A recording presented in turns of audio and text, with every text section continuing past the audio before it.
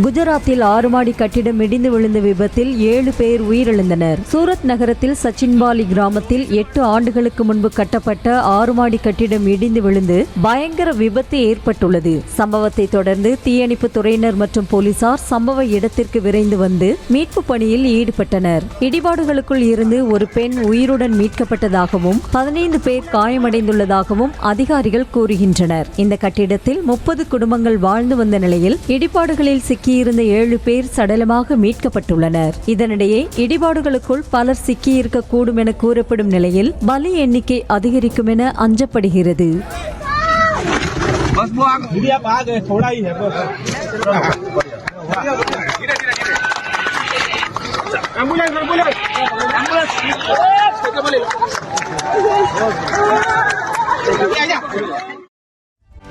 செய்திகளை உடனுக்குடனும் துல்லியமாகவும் தெரிந்து கொள்ள சப்ஸ்கிரைப் பண்ணுங்க.